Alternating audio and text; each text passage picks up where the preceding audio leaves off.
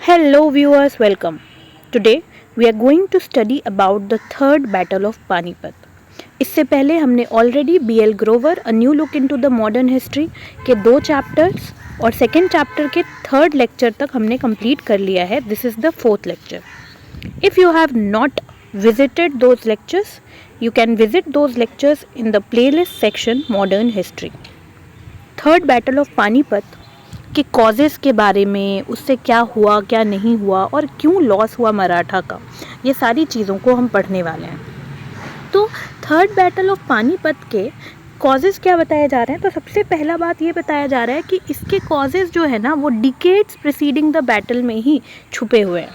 मतलब third battle of Panipat 1761 में हुई, इसके 10-15 साल पहले ही इसके कॉजेज़ का निर्माण हो चुका था. मुग़ल एम्पायर के वीकनेस की वजह से क्या हो गया था, एक पॉलिटिकल वेकम क्रिएट हो गई थी नॉर्दर्न इंडिया में. इस पॉलिटिकल वेकम को कहीं ना कहीं मराठा कोशिश कर रहे थे क्या कि वो इसे भर पाएँ, है ना. अहमद शाह अब्दाली जो है, जो कि नादिर शाह के चेले माने जाते हैं, तो इन्होंने बार बार इंडिया में एक्सप्लॉइट किया पैसों के लिए. और इसी समय क्या हो रहा था, मराठा ग्रो कर रहे थे और उनका आइडियल क्या था, हिंदू राष्ट्र बनाना है.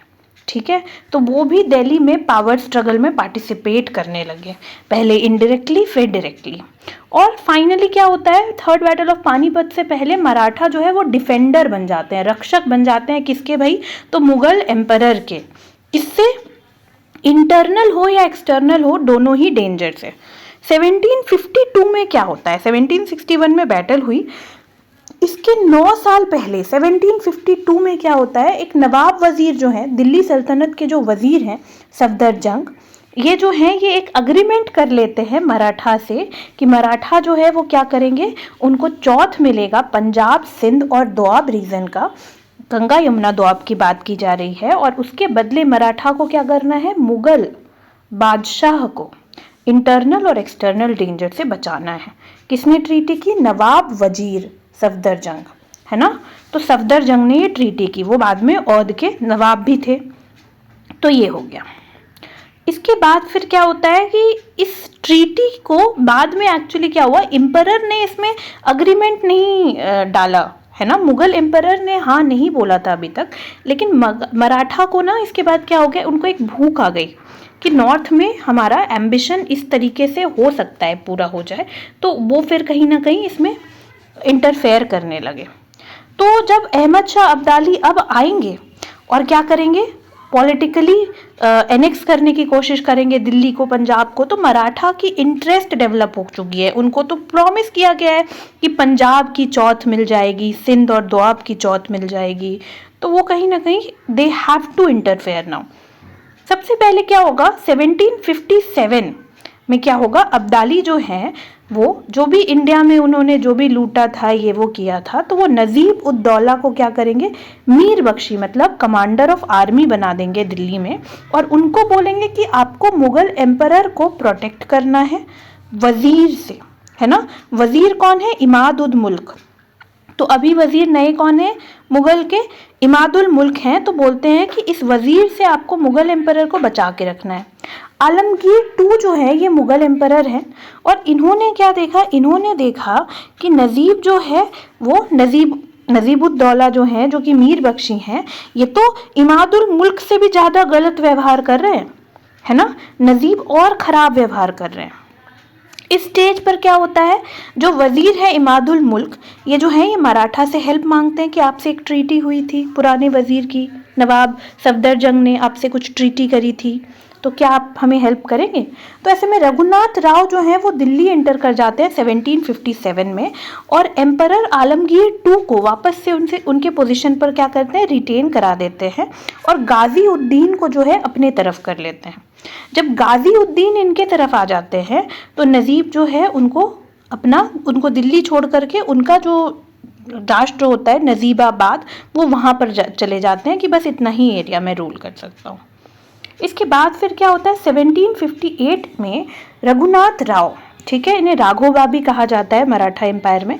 तो रघुनाथ राव जो हैं ये तिमूर अहमद शाह अब्दाली के जो बेटे थे तिमूर, उनको ये क्या करते हैं, उनको ये कहीं ना कहीं ड्राइव आउट कर देते हैं, है ना।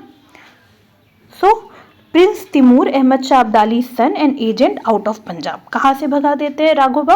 राघोबा जो है वो तिमूर को पंजाब से बाहर भगा देते हैं।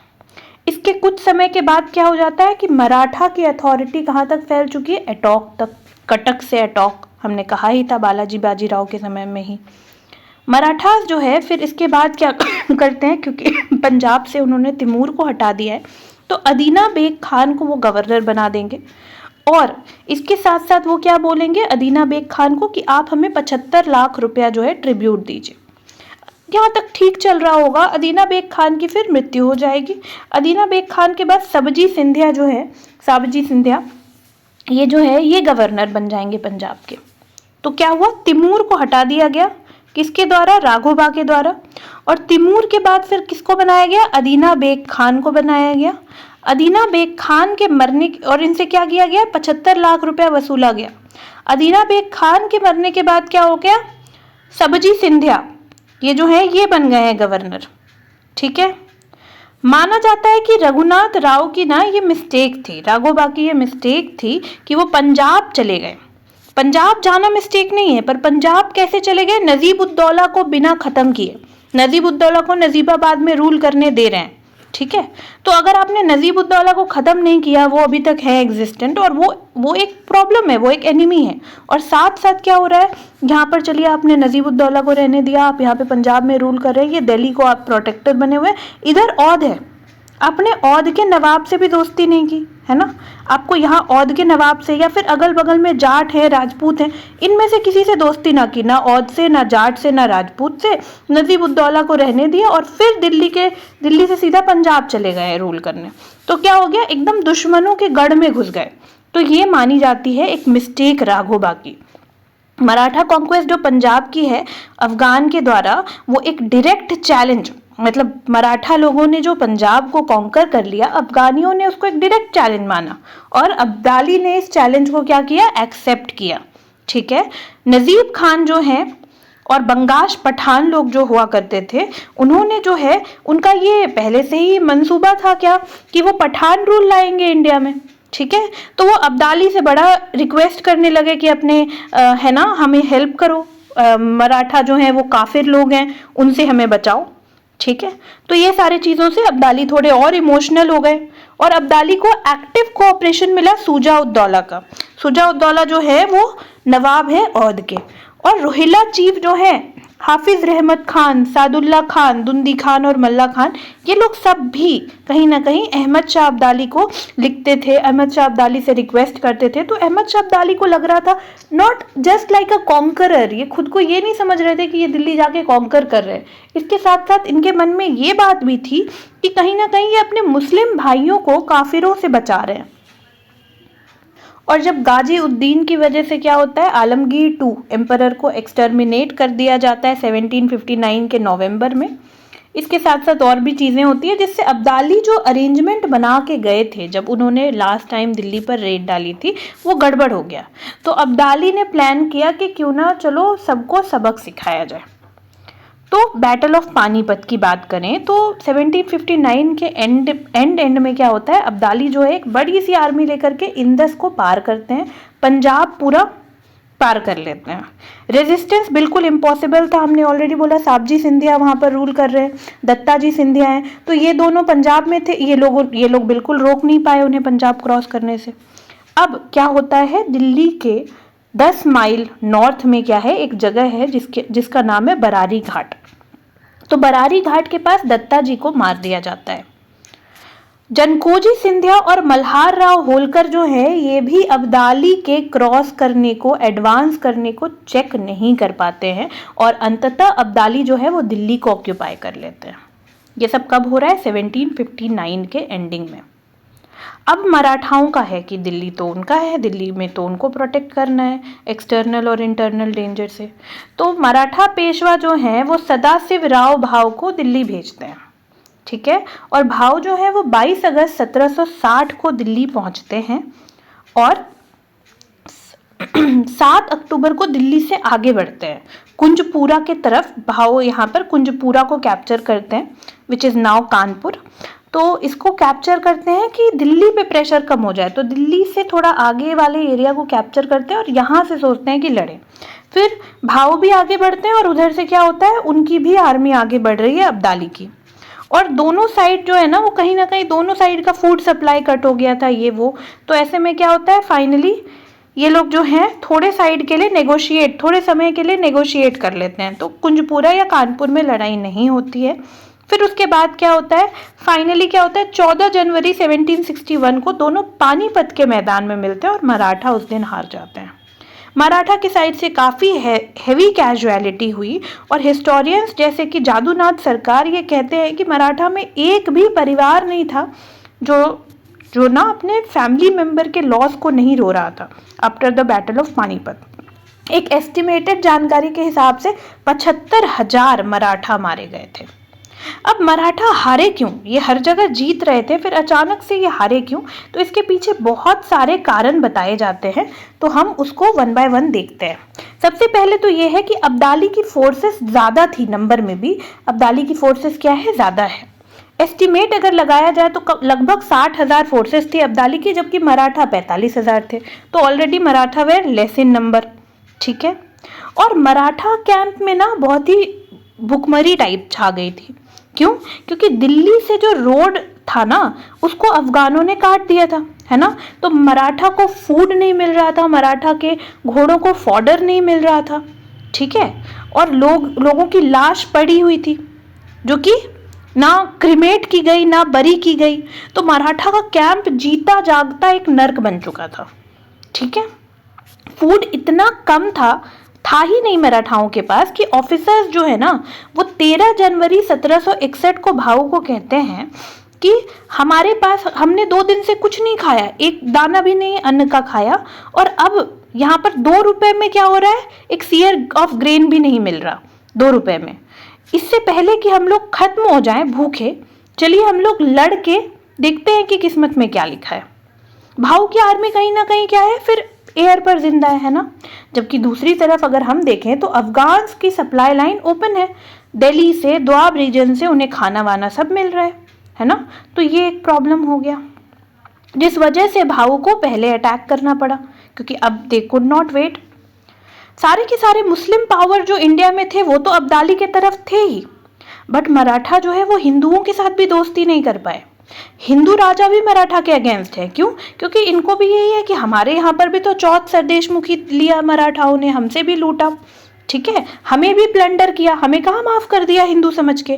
तो हिंदू भी ऐसा सोच रहे हैं और वो भी साथ नहीं दे रहे। तो जाट और राजपूत ने नहीं साथ दिया, और अपने जगह पे वो रॉन्ग भी नहीं थे, क्योंकि उस समय नेशन का कोई कॉन्सेप्ट नहीं था। उन्होंने यही समझा कि मराठाओं ने तो हम पर अटैक किया, हमसे भी कर वसूला, चौथ और सरदेशमुखी, मतलब हमें भी प्लंडर किया, हमें भी लूटा, तो हम क्यों मदद करें फिर इनकी, है ना। ऐसा सिचुएशन हो गया।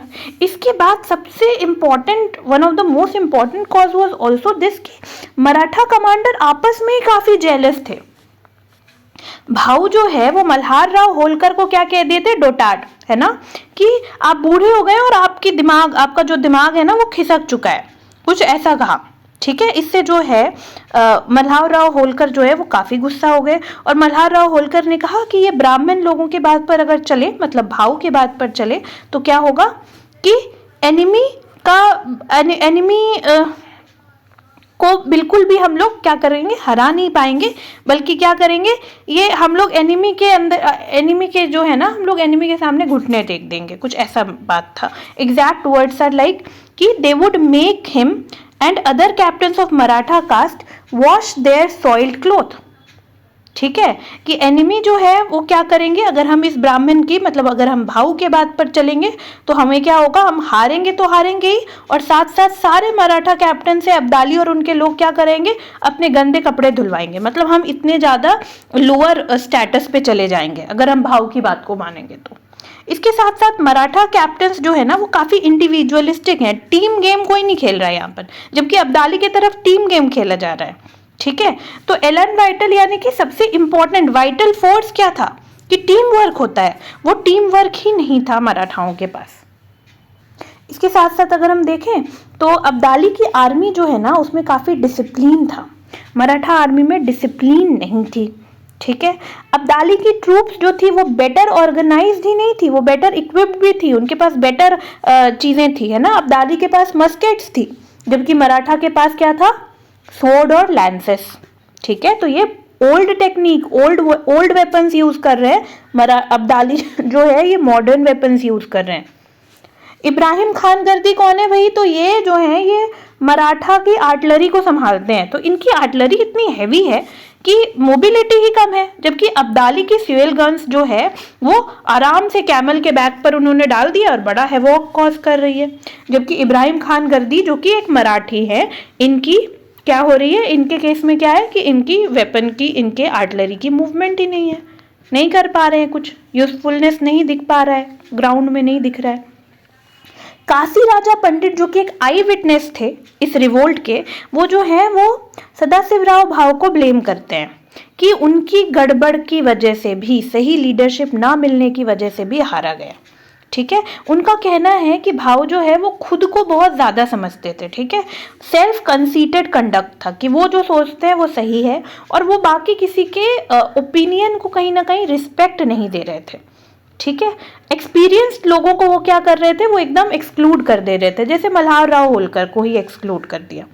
ठीक है, इसके साथ साथ बस इतना ही नहीं, सूरजमल जो कि जाट राजा थे, उन्होंने खुद भी भाव को कहा कि आप झांसी या ग्वालियर पे क्या कर दीजिए, वुमेन और चिल्ड्रन को छोड़ दीजिए, वुमेन और चिल्ड्रन को लेकर मत जाइए बैटलफील्ड में। ठीक है, लेकिन ये सारी बातें भी नहीं मानी गई। सूरजमल ने यह भी कहा कि मराठा की ट्रूप्स जो है वो काफ़ी ज़्यादा क्या है, लाइट है, वो बहुत जल्दी, उसकी मोबिलिटी बहुत है, स्पीड है, लेकिन आप जो है आप इंडियन से कंपेयर मत करिए। अभी आप बैटल ऑफ पानीपत किससे लड़ रहे हैं, दुरानियों से लड़ रहे हैं, है ना। अहमद शाह अब्दाली की जो ट्रूप है वो आपसे ज़्यादा स्पीड रखती है। मल्हार राव ने भी सिमिलर ओपिनियन दिया था कि ट्रेन्स ऑफ आर्टिलरी जो है वो रॉयल आर्मी को सूट करती है। मराठा मोड ऑफ वॉर क्या है, प्रीडेटरी है ना। ये लोग गुरिल्ला वॉरफेयर अपनाते हैं, ये आर्टिलरी से नहीं लड़ पाएंगे, इनको आदत ही नहीं है इस टेक्निक में लड़ने की। भाऊ जो है उनको एडवाइस किया गया था कि आप जो है ना बरसात के मौसम तक बिल्कुल अटैक मत करिए, ड्रैग करिए वॉल को, और बरसात जब आएगा तो अब्दाली अपने आप वापस चला जाएगा। लेकिन भाऊ ने क्या कर दिया, डिसरिगार्ड कर दिया ये सारे विजडम और एक्सपीरियंस को, है ना। और भाऊ के इस हाई हेडेडनेस की वजह से जो है वो लोग जो है सारे जाट राजा ही हो जाएं या फिर भाऊ के अपने लोग हो जाएं, मल्हार राव होलकर, ये सारे लोग दुखी हो गए। भाऊ के एरोगेंस और ओवर कॉन्फिडेंस को एक कारण बताते हैं काशी राजा पंडित दस कि यही एक कारण, ये भी एक बहुत इंपॉर्टेंट कारण है मराठाओं के हारने का। पॉलिटिकल सिग्निफिकेंस अगर बैटल की देखी जाए तो क्या होता है कि मराठा हिस्टोरियंस जो हैं वो इस बैटल को बताते हैं कि ये बैटल बिल्कुल इम्पॉर्टेंट नहीं था। ठीक है, बैटल के कोई डिसाइसिव रिजल्ट नहीं हुए। जैसे जीएस सरदेसाई जो है, इनका कहना है कि Notwithstanding the terrible losses in manpower suffered on the Marathas, the disaster decided nothing. कि पानीपत में हारने से कुछ खास नहीं हुआ, बस कुछ लोगों का नुकसान हो गया। ठीक है, वो क्या कहते हैं, लेकिन इसी बैटल में क्या हुआ, कुछ लोग भाग पाए जो बाद में मराठा पावर को वापस से रिजुविनेट कर पाए। कौन लोग थे, नाना फडणवीस हो गए, महदजी सिंधिया हो गए, है ना। तो ये लोग वापस से मराठा को उनकी ग्लोरी दिला पाए। ऐसा किनका कहना है, ऐसा जीएस सरदेसाई का कहना है ना। तो इनका कहना है कि बैटल ऑफ पानीपत कुछ खास नहीं मराठाओं के साथ बुरा कर पाया, क्योंकि उसके बाद महदजी सिंधिया, नाना फडणवीस, इन्होंने जो है आने वाले 40 साल तक फिर से मराठाओं की ग्लोरी जो है वो मेंटेन करके रखी। जब फाइनली मराठा की ग्लोरी जो है सेकेंड मराठा वॉर जो कि इंग्लिश या फिर ब्रिटिश फोर्सेस के साथ लड़ा गया, उसमें जब तक नहीं हार गए, है ना। तो पानीपत का डिजास्टर जो है उसको कहीं ना कहीं ये क्या बताते हैं, नेचुरल विजिटेशन कहते हैं। ठीक है, मतलब नेचुरली पॉलिटिकली ये सारी चीजें होती रहती है और कुछ खास नहीं कर पाया। ठीक है, इसके साथ साथ ये बोलते हैं कि इन्होंने मराठा के ड्रीम्स को एंड नहीं किया, बट मराठा के सुपरमैशी को चेरिश किया, है ना। और इसको जो है लोग गलत कंटेम्प्रेरी डॉक्यूमेंट्स जो है, लेकिन फिर क्या कहा जाता है कि इसको ना मतलब गलत तरीके से दिखाया गया। इसमें मराठा हारे नहीं, इसके बाद भी मराठा जो है वो फ्लरिश कर रहे थे। ऐसा कौन आर्ग्यू करते हैं, जीएस सरदेसाई। इसके दूसरी तरफ मॉडर्न हिस्टोरियंस जैसे कि जेएन सरकार, जादूनाथ सरकार हैं, उनका कहना है कि ऐसा नहीं है। थर्ड बैटल ऑफ पानीपत जो है उसके रॉन्ग पॉलिटिकल इम्प्लीकेशंस हुए थे और ये मानना पड़ेगा। ठीक है, Maratha army did no doubt restore the exiled Mughal emperor. Third battle of Panipat के बाद 1772 में मराठा आर्मी ने वापस मुगल एम्परर को भले ही रिस्टोर किया, है ना, दिल्ली में, लेकिन अब वो किंग मेकर नहीं थे, है ना। किंग मेकर जैसा उनके बारे में कुछ नहीं कहा जा सकता, वो नॉमिनल मिनिस्टर्स थे मात्र, है ना, ऐसा कहना है जेएन सरकार का। एक आध लोग जिन्होंने प्राउड पोजीशन बनाया वो बहुत बाद में बनाया, जैसे कि महजी सिंधिया 1789 में वो अपना पोजीशन बना सकते हैं और ब्रिटिश बना पाते हैं 1803 में, लेकिन एक लंबे पीरियड के लिए 1761 के बाद जो है मराठाओं में उथल पुथल मचा, ऐसा जेएन सरकार का कहना है।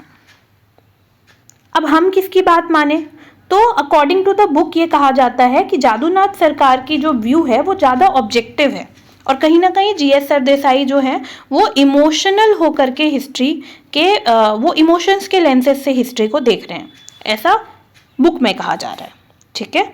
तो ऐसा कहा जाता है कि इतना भयंकर डिजास्टर था कि 3 महीने तक पेशवा जो है उनको ऑथेंटिक डिटेल ही नहीं मिला कि कितने लोगों की डेथ हो गई। जादूनाथ सरकार कहते हैं कि battle by removing nearly all great, सारे बड़े बड़े मराठा कैप्टन और इन सारे लोगों को मतलब मर गए ये लोग बैटल में, है ना। तो पेशवा बालाजी बाजी राव जो हैं ये भी नहीं रहे इसके बाद, ठीक है। और इसके बाद क्या हो गया, एक गलत पर्सन के हाथ में मराठा की जो पावर है वो चली गई, दैट इज रघुनाथ दादा या फिर राघोबा, है ना। और राघोबा के टाइम पर, राघोबा को बोला जाता है, ये काफ़ी इनको इनफेमस माना जाता है मराठा हिस्ट्री में, तो इन्होंने बहुत अच्छे से रूल नहीं किया और इसके साथ साथ और भी लॉसेस हुए जो समय के साथ ठीक हो गए, लेकिन पानीपत की वजह से लॉसेस हुए थे, उसको मना कर पाना इज लाइक रॉन्ग, है ना। इसी चीज को काउंटर करते हुए जीएस सरदेसाई कहते हैं कि पानीपत जो है उसने खुद ही मराठाओं को क्या दिया, एक यूनिक एक्सपीरियंस दिया। मराठा को तो प्लेन्स में लड़ने की आदत नहीं थी, मराठा को अफगान पॉलिटिक्स के बारे में नहीं पता था, तो पानीपत से क्या हुआ, उनको एक एक्सपीरियंस मिला, ऐसा जीएस सरदेसाई कहते हैं, ठीक है। और इससे क्या हुआ, वो वापस से शाइन कर पाए, है ना, और उनको नेशन बिल्डिंग के बारे में पता चला, नेशनल सेंटिमेंट्स जगी और कुछ रूलर्स, कुछ लीडर्स, सोल्जर्स जैसे कि दत्ता जी, जनको जी, इब्राहिम, तो जीएस सरदेसाई का कहना है, इब्राहिम खान गर्दी की बात हो रही है और सदाशिव राव भाव की बात हो रही है, तो जीएस सरदेसाई कहते हैं कि ये लोग फालतू में नहीं मरे, इनके डेथ की वजह से नेशनल सेंटिमेंट जगा मराठाओं के बीच में। और फिर उसके बाद फिर क्या हुआ कि जो यंग पेशवा थे माधव राव, उन्होंने फिर इन्हीं सेंटिमेंट्स की वजह से बहुत सारे वेलफेयर काम भी किए और फिर नेशन बिल्डिंग की तरफ भी अपना फोकस जमाया, ठीक है। Although one generation the older one was cut off, the younger son rose, तो ये कहते हैं कि हाँ, एक जनरेशन के बड़े अच्छे अच्छे लोग खत्म हो गए, लेकिन जो नेक्स्ट जनरेशन था वो बहुत जल्दी आ गया नेशन की सर्विस में, वैसे ही जैसे पुराने जनरेशन सर्व कर रहे थे। तो डिजास्टर जो है वो बहुत ही पर्सनल था और मराठा का हर घर इसके बाद क्या हो गया, इंस्पायर हो गया नेशन की तरफ, नेशन के लिए कुछ करने पर, ऐसा जीएस सरदेसाई का कहना है। डिजास्टर ऑफ पानीपत जो है, लेकिन अब अगर हम एस्टिमेट देखें कंप्लीटली तो उसने मराठा के प्रेस्टीज को लोअर किया, ठीक है। और यहाँ पर एक बड़ी अच्छी लाइन लिखी हुई है बाय आरबी सरदेसाई, तो ये लाइन कहीं ना कहीं समअप कर देती है कि that while the two combatants, the Marathas and Musalmans, were locked in deadly combat on the field of ancient Kurukshetra, Clive, the founder of British Empire in India, was on his way to England to explain the feasibility of his dream of an Indian empire to the great commander Lord Chatham, the then Prime Minister. Panipat indirectly ushered in a new participant in the struggle for Indian supremacy. This is indeed direct outcome of the historical event, which on the accounts mark a turning point in the history of India. तो RB Sardesai का कहना है कि जब मराठा और मुसलमान मतलब अब्दाली के फोर्सेस, तो जब ये लोग आपस में लड़ रहे थे कुरुक्षेत्र के बैटल में, कुरुक्षेत्र के मैदान में पानीपत के बैटल के लिए, उसी समय क्या हो रहा था, फायदा कोई तीसरा ले गया। कौन ले गया? क्लाइव। तो क्लाइव जो है वो इसी समय क्या हो रहा था, वो लॉर्ड चैथम को जो है, जो कि उस समय ब्रिटेन के प्राइम मिनिस्टर थे, उनको जाकर के वो समझा रहा था कि कैसे उसकी ड्रीम एकदम सही है, इंडिया में कैसे एक एम्पायर बनाया जा सकता है। और इसको वो कैसे जस्टिफाई कर रहा था कि देखिए इंडियंस तो आपस में ही लड़ रहे हैं, है ना, कोई इंपॉर्टेंट फोर्स नहीं है, और मराठा से हम डरे हुए थे, मराठा तो इजिली हार गए अब्दाली से। तो इजिली इंडिया में एक एम्पायर बनाया जा सकता है, सब आपस में बटे हुए हैं, तो एक एक करके सबको जीता जा सकता है।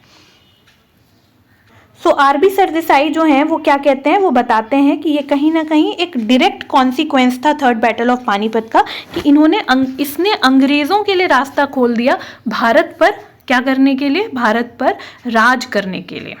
This is all about the estimate of third battle of Panipat. In the next lecture, we'll be doing about the Maratha administration under the Peshwas. Thank you so much. Stay tuned. Keep watching.